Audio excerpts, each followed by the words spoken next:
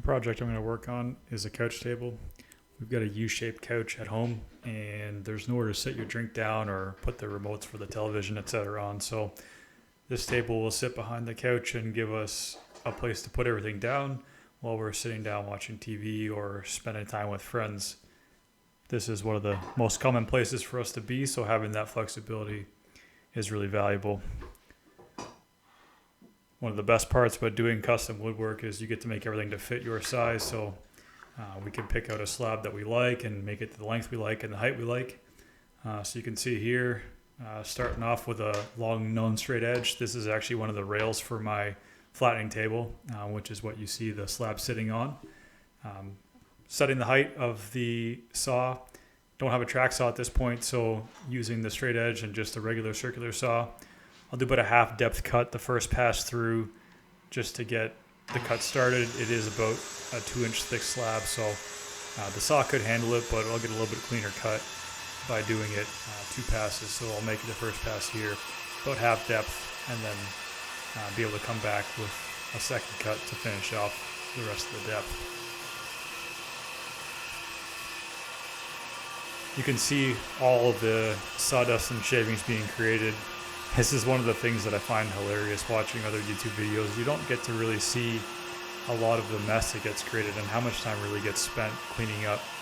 Obviously, in a small home shop here, I've got less dust collection than most places that you would see on your YouTube video. Usually they've got pretty good dust collection systems, and if you're using a track saw, they've probably got some built-in dust collection, so that definitely helps. But you can see here just how much dust is created. And in a 13 by 16 shop like the one I'm working in, that dust just gets everywhere. It's bad enough now with the circular saw. Later on, once I get to flattening, the entire shop gets covered top to bottom. And I usually spend weeks afterwards collecting dust up and finding it in places that I hadn't previously gotten to with the vacuum. So you can see here, first pass made. Actually had to put a little bit of a wedge in there, use a chisel to keep the two pieces from closing up. With the cut being made full depth, the wood wanted to sort of cinch up and close in the cut, and it was locking up my saw blade. So put the chisel in, and then I've got the clamp there just to hold the offcut in place so that it doesn't immediately start to fall off as I'm finishing off the cut. I don't want it to snap off and potentially tear out or chip out any of the end of the cut, so that'll give me a little bit of support, and then as I get down near the end of the cut, I'll support the second part of it with some clamps here. You can see I've got 2 there.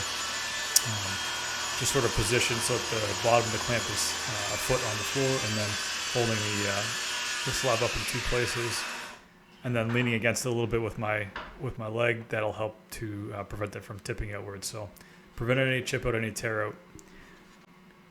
Once I've got the slab flattened, I can use some hot glue to glue down the wedges that I've got. That'll basically align the slab so that it's relatively flat. Obviously, I've got a bit of curvature in this, which I've taken out, and so using the wedges to get it to about an even position, so I'm taking the least amount off of each side.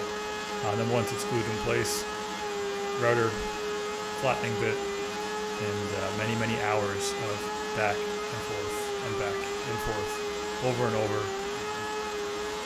This slab especially had a kind of a bowl to it, so either end was a bit high on this side, and then obviously the middle was low, so I had a number of passes that were just going the first foot or 2, and then a little bit more the next time, and then skipping to the end and doing a little bit on that end until I got it all the way down to where I was taking just a little bit of material out of the middle, and that was the last pass that I did.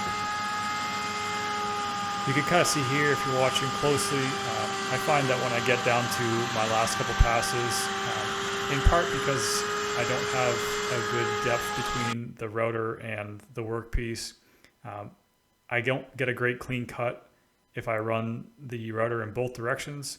So you'll have noticed there, and you'll see it here even better, kind of slide the router back off the end of the workpiece to bring the router back towards me. Or if I'm further into the cut and I don't want to go all the way back to the end of the workpiece, I'll lift the router up slightly as I'm bringing it back towards me.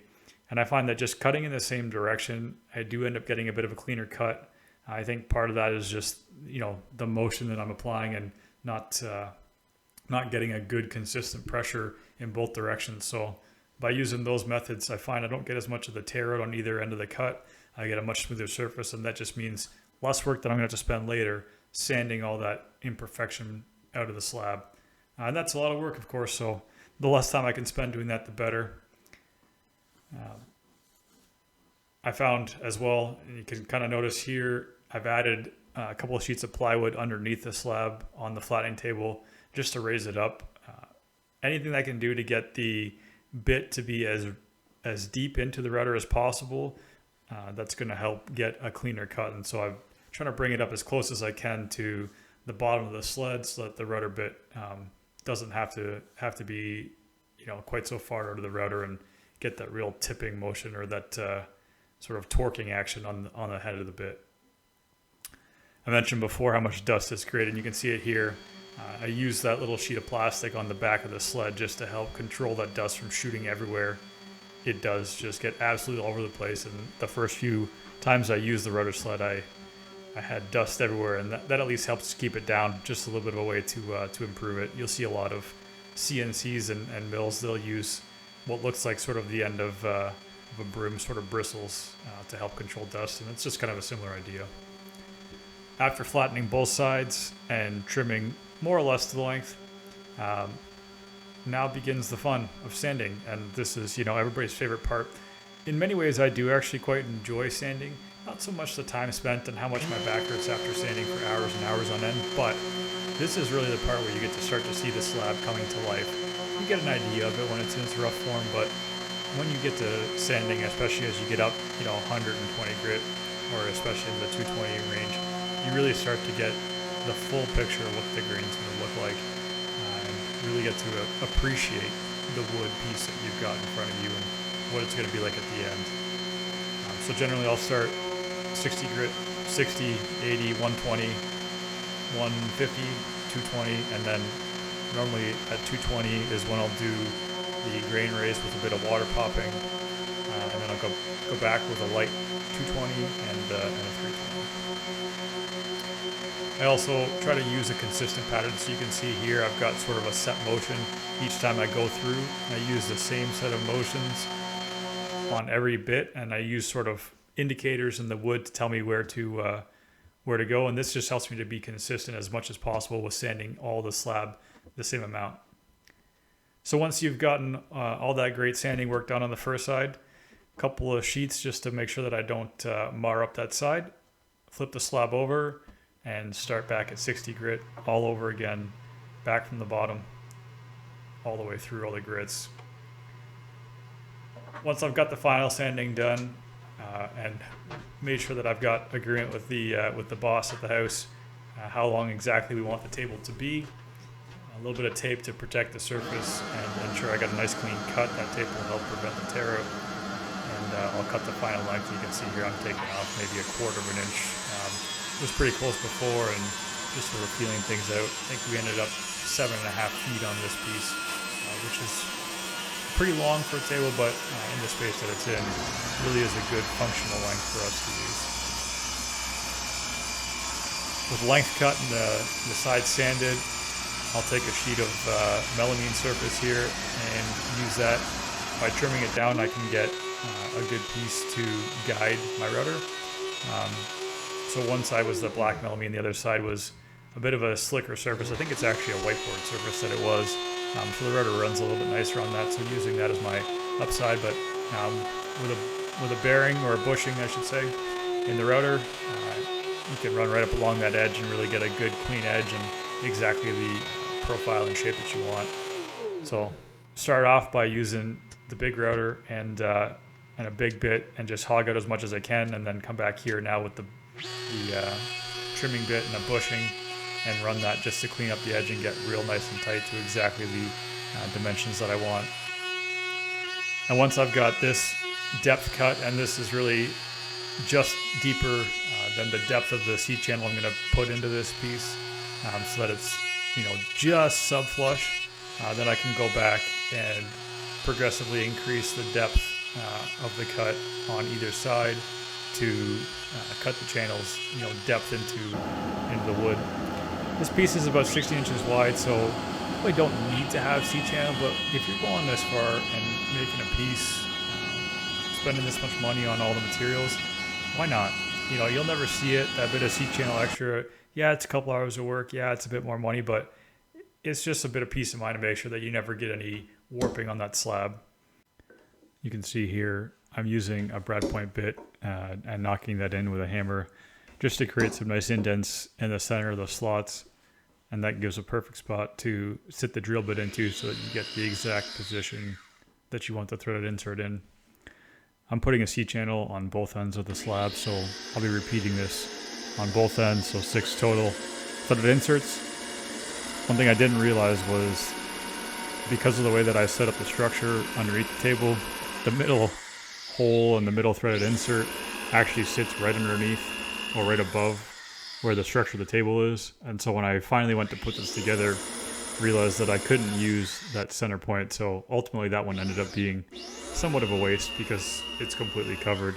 I didn't recess the C-channel deep enough so that the bolt on the threaded insert would be as well recessed. So not a big deal.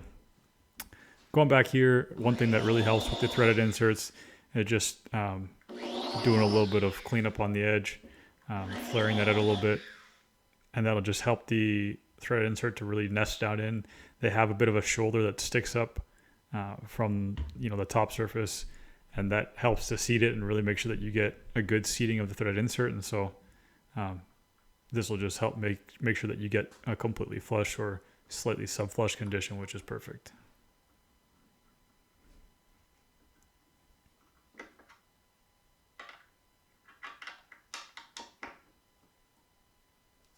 Everybody does threaded inserts a little bit differently. When I'm installing them, because I'm doing them by hand, I'll normally run down a little bit, back off, the same way that I would do if I was using a tap to tap out a hole, just to help make sure that I don't split or cause any undue stress in the system. Just kind of lets things back off a little bit and make sure nothing builds up in there either. I do like using a bit of glue as well. Obviously, wood glue and metal don't necessarily create an incredibly great joint, but it does help the wood to expand into the threads of the thread insert, and that'll make sure that the joint is nice and firm.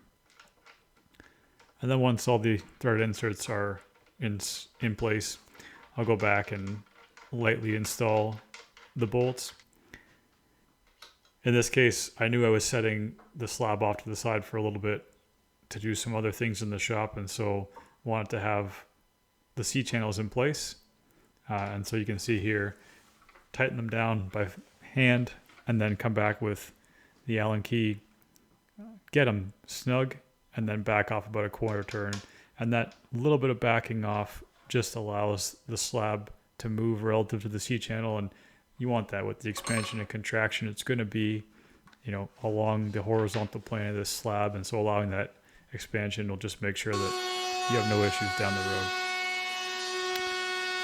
Once I was ready to come back and continue working on the slab, took the C-channels back out, and you can see here now just putting a very, very small, I think this is a 1/8 round over onto all the edges, top and bottom, corners, and even the bottom of the live edge.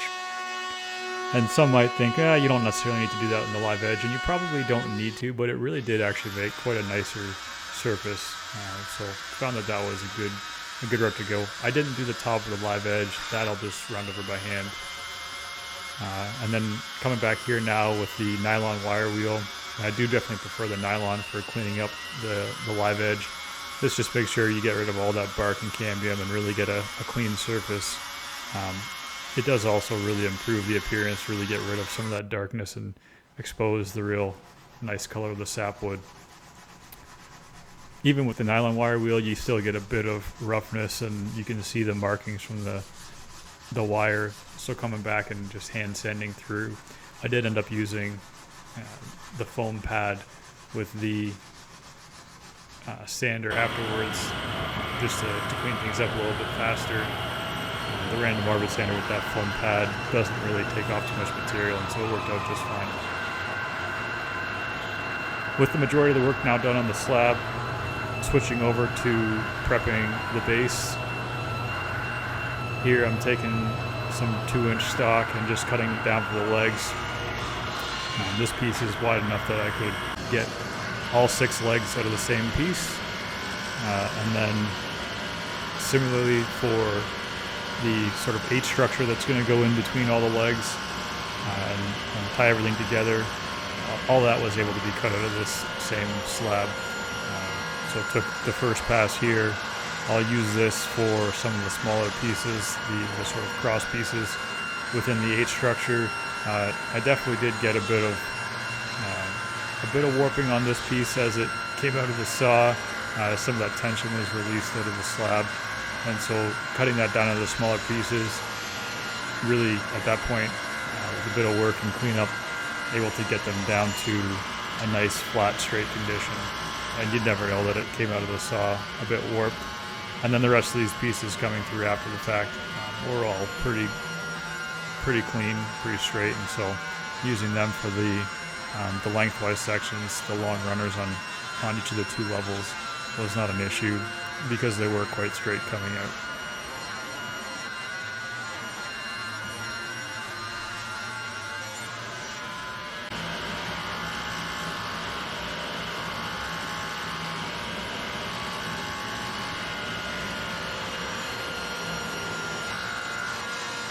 Unfortunately, this material was not all from the same tree. It was definitely from 2 different trees, so it won't be an exact color match, but took a bit of care to make sure that I got very similar pieces.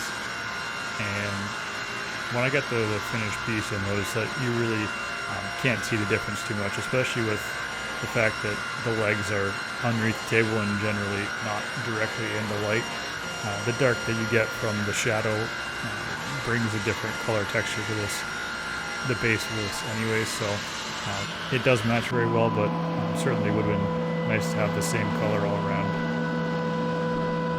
Now that everything is cut out, I can move on to planing everything down. With the legs, the thickness that I had was definitely greater than the width that I was going to be able to get out of the piece, which was okay. That matched with the design, but I had to run through quite a number of times just in the same, 2 sides, 2 opposite sides as opposed to all 4 sides to get the legs closer to square. One thing that I like to do when I'm running multiple pieces, number 1, try to run through all in succession. Obviously, mostly you'll know as you do that, you're going to limit how much snipe you're going to get, really just down to the first and last piece going to get a little bit of snipe on. Which is great because dealing with that snipe after the fact is never fun. Another thing, and you kind of notice it here, try to mix up where each of the pieces is relative to the cutting head. So if the piece was on the left side, I'll move it to the right side. If the piece was in the middle, I'll move it to one of the 2 sides.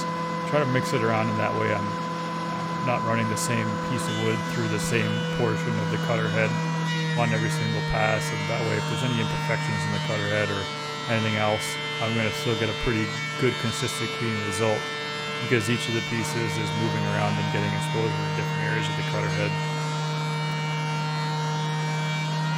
I did recently make some adjustments to one of the cutter heads just because I was getting a bit of a burr. I think I had a bit of roughness on one of the cutting heads, and just by sliding one of them out of position relative to the other 2, that cleaned it up because it wasn't consistent. Once I've gotten the leg pieces down to approximately square, I mark them off side 1, 2, 3, 4, as you can see here, and then as I run them through the planer, I'll run side 1, I'll run side 2, and then I'll make the adjustment, and that way as I'm going through, I'm ensuring that I keep both sides in effectively square condition. So run side 1, side 2, lower the depth, run side 3, side 4. That means that both sides have the same amount of material, 90-degree surfaces have the same amount of material being removed, and so I'll be consistent. With all the material planed down, and I did plane down the H structure material as well, both for flatness as well as for thickness, then I can go back and start cutting everything to length. So as I mentioned, the crosses for the H structure, which is the pieces you can see here. I am cutting those out of one entire long length of the original slab into the smaller pieces. So I'll go through, took a little bit off the end just to get a nice clean reference surface, and then I really should have put a little bit of tape on. In the end, it won't matter because I'm going to go back and basically take the the end material down. This will be a mortise and tenon type joint, so the end cut won't ultimately be relevant. I need a little bit of tear to get there. Is going to be chiseled away and cut away anyways, but nevertheless, marking it out on the tape. When I've got a nice straight line on the first piece that I want to cut, I'll get that somewhat lined up, put it in a little stop block here, and I'll lock that into place as a stop block, and that way, as I run the other 5 pieces, since I've got 6 of them total, each of them will be cut to the exact same length, and I won't have to worry about any differences in my measurements. So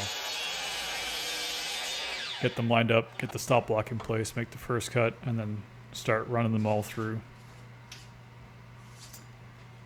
One thing I actually spent a lot of time thinking about as I was working through the assembly and all the mill work on this was how I wanted to position these H pieces, specifically these crosses, because they did have some of that sapwood, and I ended up hiding it, but sometimes I wish I would have left it out. I really do like the contrast that it provides.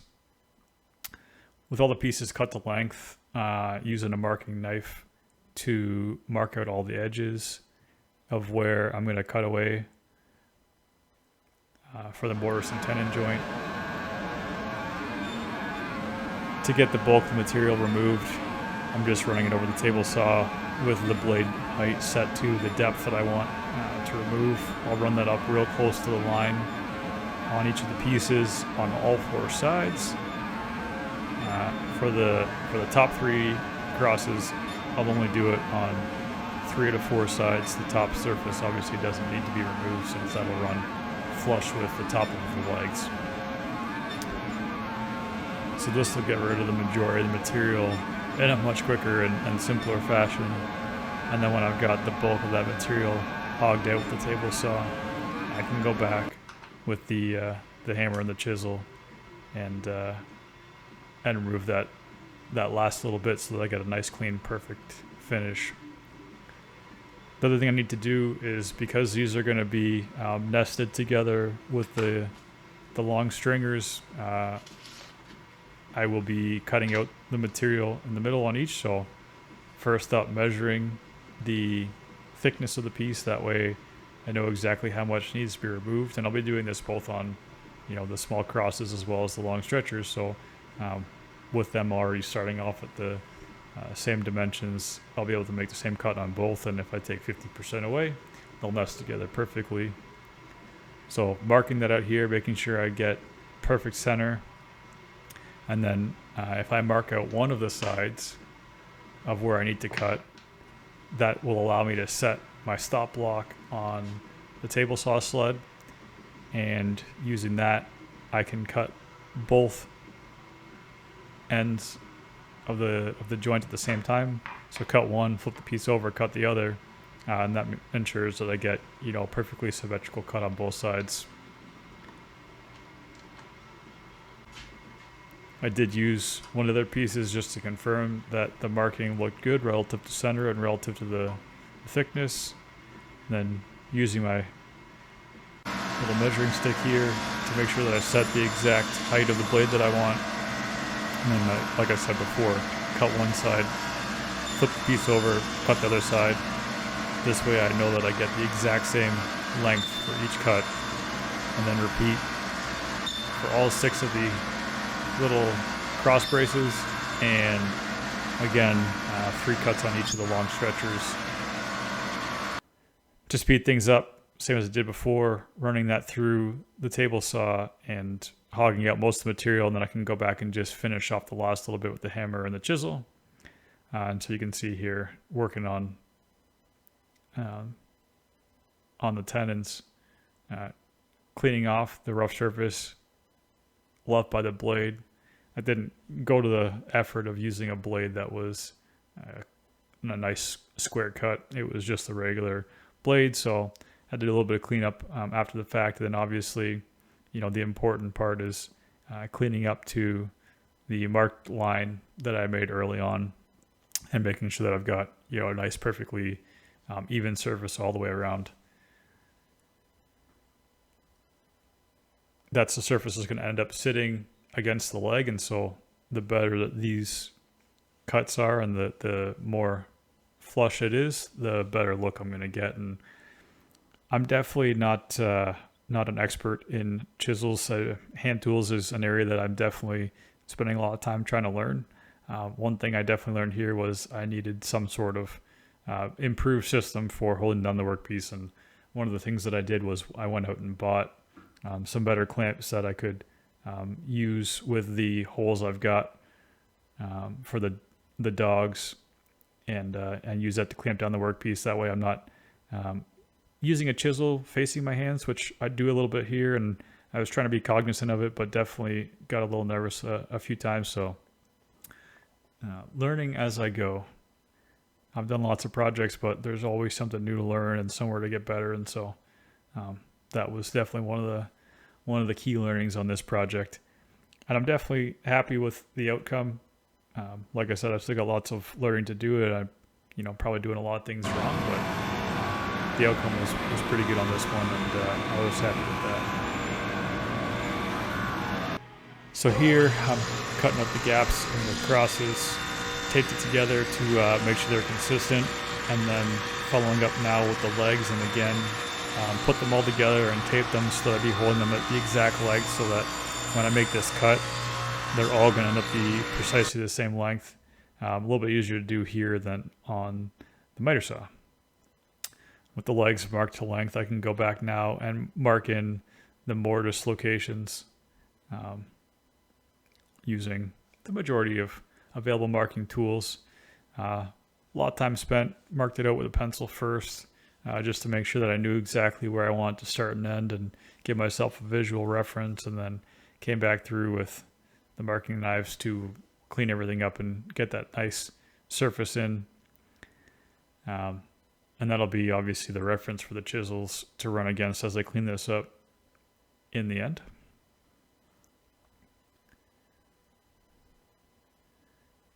Each leg has 2 mortises, so repeating this 12 times, which is quite a bit of work to do, but nevertheless, the best way to get a nice clean finish.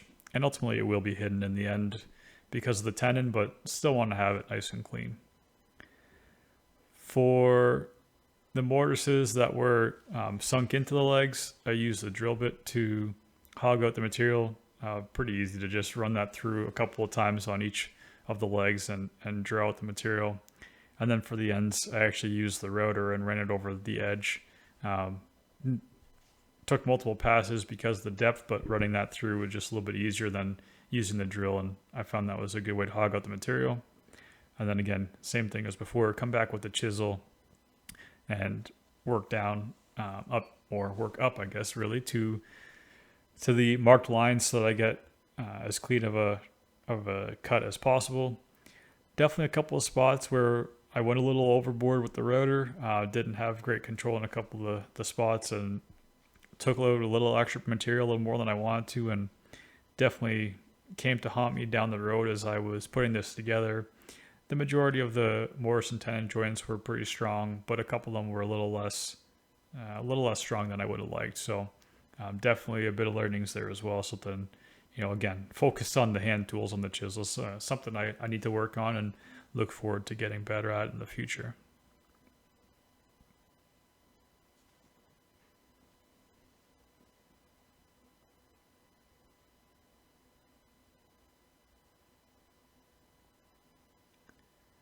When everything's sped up like this, it's hard to tell, but I definitely spent quite a number of hours working through this.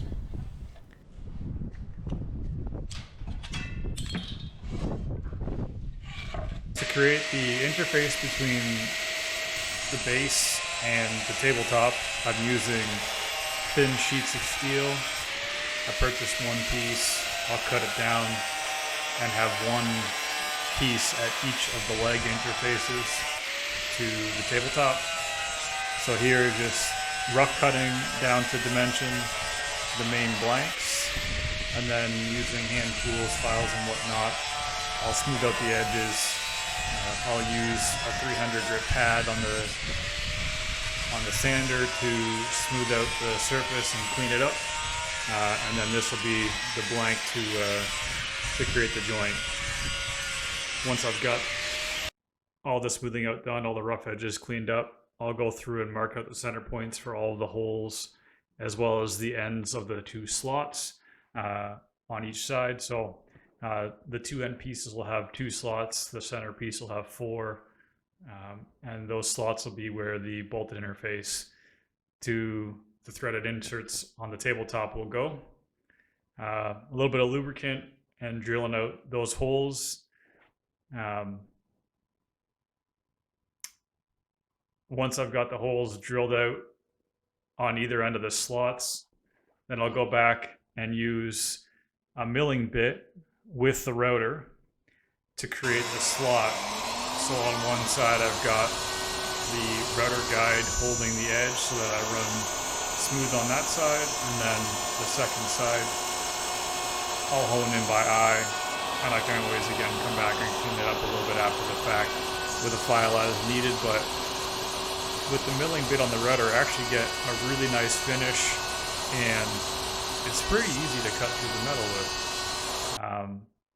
It does create a lot of mess though, I'll tell you that. Metal shavings everywhere, which is a lot of work to clean up.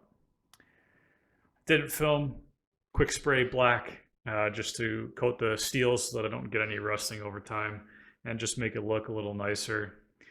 And then here I'm marking out the 3 holes where the metal will be screwed into the top of the base frame. I'll drill those out and be ready to put the screws in.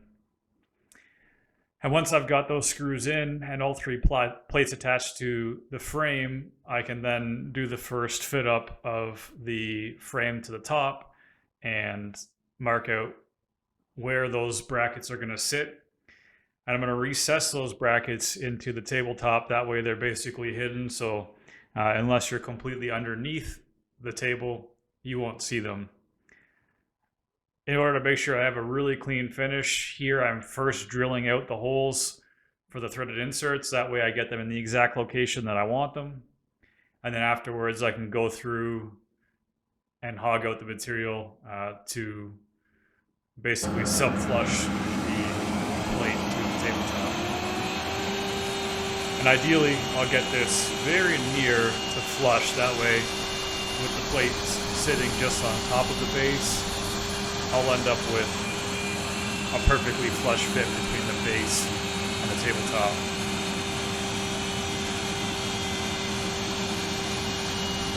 For these plates, I elected not to put together guides to hold everything in place, so I'm just using the router here to rough out and hog out the material, as you can see, and then I'll go back and use chisels to clean up right down to the line so I get the fit. This slot is oversized, or this channel is oversized just a small amount, maybe 1/8 of an inch on each side. So there's a little bit of wiggle room with setting everything up, but very close to the correct size. Because I'm screwing the plates to the base, here I'm just countersinking the little hole where each of the screws is in the tabletop. That way they don't interfere with the tabletop and it can all sit flush once it's set in place. And then something that I will show when I'm working through this, when I do make mistakes. So once I had everything pre-assembled, I brought it all up to the space where it's going to eventually go, and found that it was taller than what we had originally hoped for. We had estimated a height based on what we thought we wanted, and it really just didn't work out so well once we got it up into the space. So came back, cut about 5 inches off the legs, and then redid the mortises. Here, just using the table saw with a stop block again, so I get perfect even cuts on all of them. To do a little chamfer on the feet this is the bottom of each of the legs, so I'll go through and chamfer off the four corners. Just give a little bit of a different look to it and something different at the base.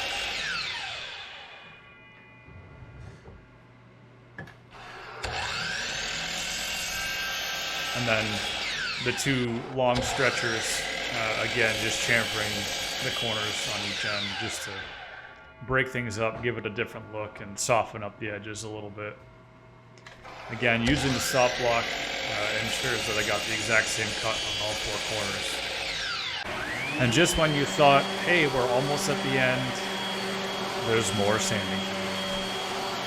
So now that I've gone through and done all this additional routing work into the base or the bottom of the tabletop, I'll go back, hit it again with the 220, and then at this point I'll go back and do 300 grit.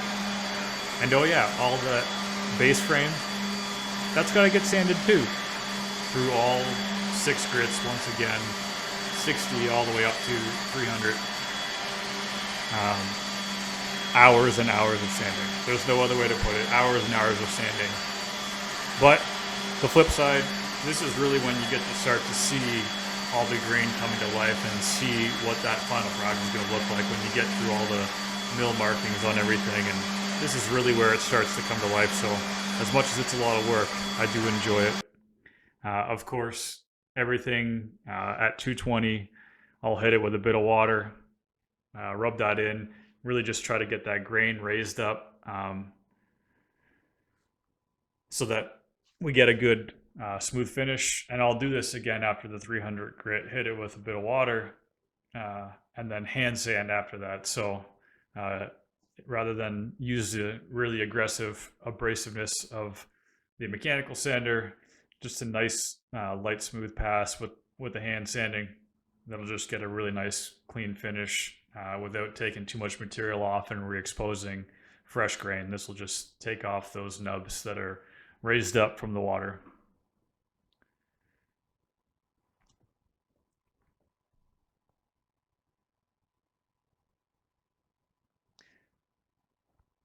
And then with all the pieces, I like to go through and just give it a quick hit on the corners. I want them to be sharp corners, but I don't want them to be sharp, right? So you get that nice sharp corner look, but you just take the rough edge off a little bit.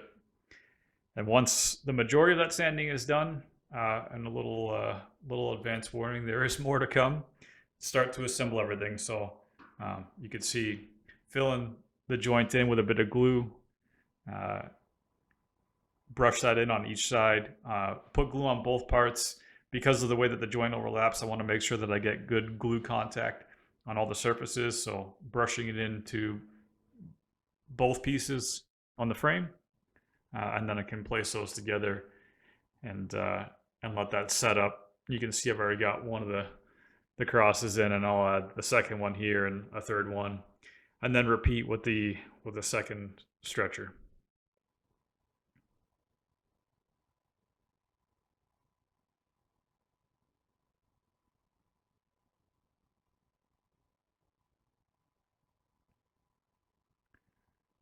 And then once I've got the two stretchers glued up as separate pieces, I'm going to start to assemble them to the legs. So first step there is to do the lowers, get that lower frame set in, and then go back and do the upper brace after. So again, same deal. Put a little bit of glue in the mortise, get that brushed all around. Make sure you get really good glue coverage on all surfaces in there. You want to make sure that you're going to get the best joint possible. So brushing it all in on the mortise.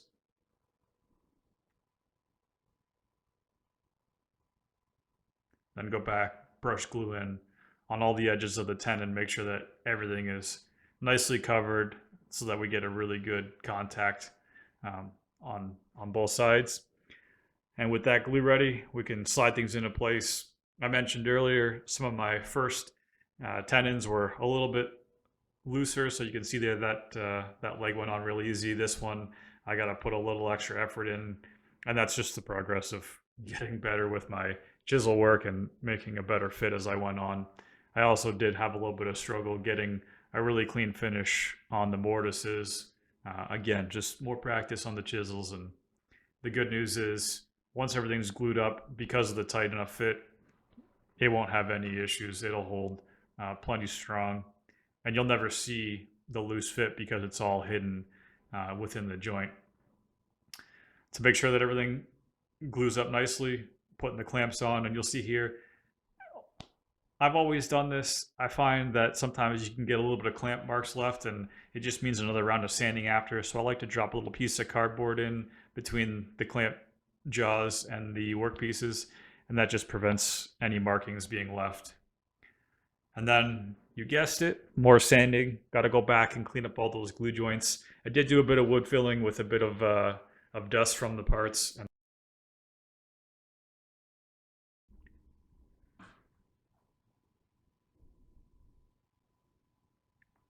For the finishing on this piece, I'm going to use Osmo. The finish I'm putting on here is the ultra thin, so I'll do 2 coats of the ultra thin on the tabletop, 1 coat on the base, and then I'll go through and do 3 coats of the oil and wax finish on the top and 2 coats on the base. Here, just trying to get good coverage. This is the first coat, so want to make sure that I get everything covered. Don't need to be too thick, so you can still see quite a bit of material there, but I'll go through over time and continue to spread it out and make sure that we get a good fill on the entire surface of the material. And a lot of time spent here. I mean, it's important. Finishing is really where you protect your part, right? So this is critical. So taking the time to do it right, to use the right products, is really important here. For each of the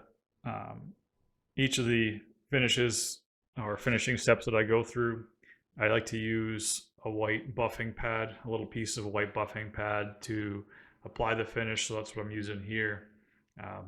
I buy the large pads and honestly just cut them down into little pieces. Don't need a huge piece to do this type of work. You just need a piece as big as 3 or so fingers if you're going to rub it in by hand. I know a lot of people do like to use a large scale buffer. Those are great as well. I don't have one currently. Something maybe that I'll invest in the future, but for now, finishing by hand works just fine. After about 30 minutes, for everything to soak in, come back and just wipe off the excess with a blue shop towel. And really awesome, now you really get to see that finish coming to life. Skipping ahead a few steps here, this is now into the oil and wax finish, so I'll pour that on. Just do a quick sort of spread with a white buffing pad by hand just to get that spread around so that I'm not flinging material everywhere. And then rather than using a buffer, I'll put a foam pad or a foam joint on the palm sander or the orbital sander, I suppose, and then a white buffing pad underneath that foam, and that'll just really allow me to buff in that finish. That really helps to make sure that you get it well into all the wood pores, all of the grain. Make sure that you really get a solid finish, a good even finish, and really does help to bring the shine up a little bit. And same thing here. After 20 or so minutes, come back and wipe off any excess with the blue shop towel. Repeating that same process for the base as well. After a bit of assembly, we get to the final product. In this case, because this piece is living in my home, this is its final destination, this is where it's going to live. Let me know what you guys think of the piece. Let me know what you think of the decisions. Obviously, I know I've got lots that I'm learning in terms of my woodworking skills, my woodworking craft. Many things that I've already called out through the course of this video that I've already taken my own lessons from, and I'll be applying those as I move forward. But any thoughts you guys have or any suggestions, definitely welcome to it. Appreciate you taking the time to watch this video, and look forward to more coming out in the next few weeks here.